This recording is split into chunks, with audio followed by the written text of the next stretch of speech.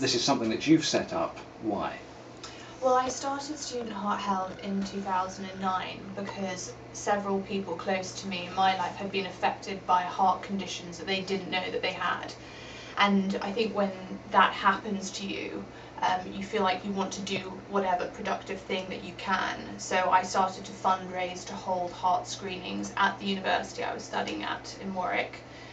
And we screened 200 students in June last year. So what type of screening? It's a heart screening which is comprised of an ECG that they do of all the students that turn up, and if they see anything irregular on the ECG, which can detect most abnormal heart conditions, they'll then do an echocardiogram to investigate the problem further, and if they find anything on the day, you're referred straight away to a specialist, so it's dealt with quickly, which I think is really important. Let's go back to what you said at the start then about people that you knew had these conditions. What was happening? Well, it was different. I mean, there's several underlying heart conditions that can cause sudden adult death syndrome, which they estimate kills about 12 under 25-year-olds every week in the UK, but they're thinking of revising those statistics up anyway. So one of those people was my stepdad, who died of a heart condition that he didn't know that he had.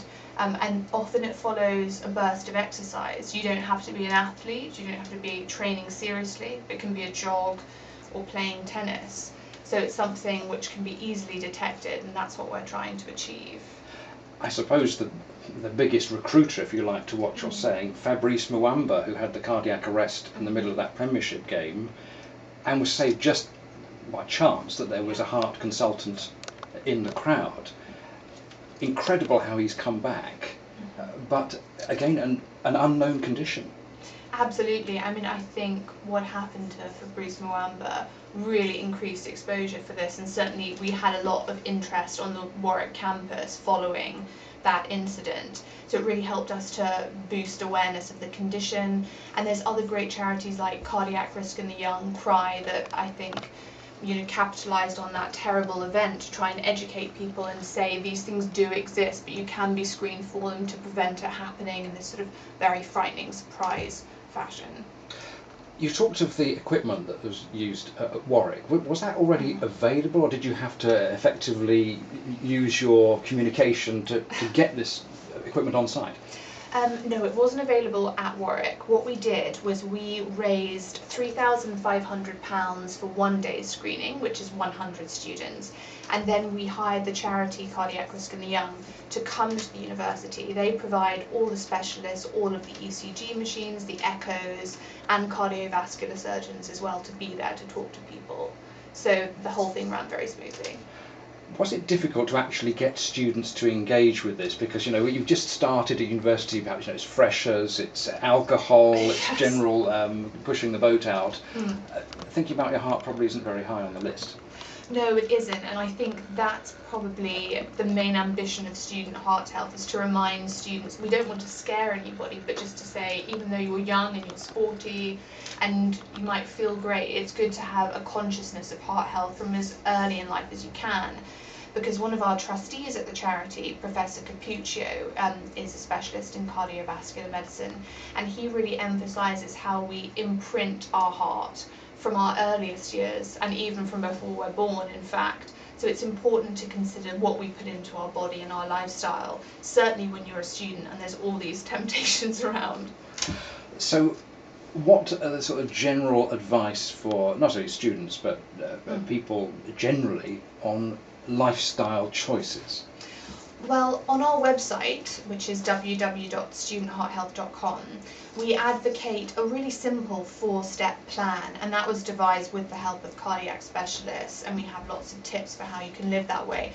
And really we focus on nutrition, activity, knowing your risk, which is where the screenings come in, and then positive lifestyle, because there's more and more research to suggest that things like sleep, stress, just general happiness, the amount of friends we have even have impacts on our ability to lead a heart-healthy life.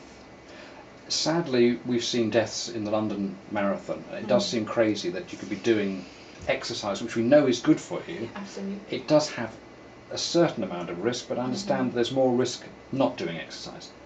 Yes, there is, broadly speaking, which is why the ideal scenario is to have yourself screened either through your GP, which generally costs £120 if you don't have a family history of these conditions, or at one of these screening days that we're trying to fundraise for, just to have your heart checked out so you know that you're okay, and then you're free to exercise knowing you don't have an underlying condition to worry about.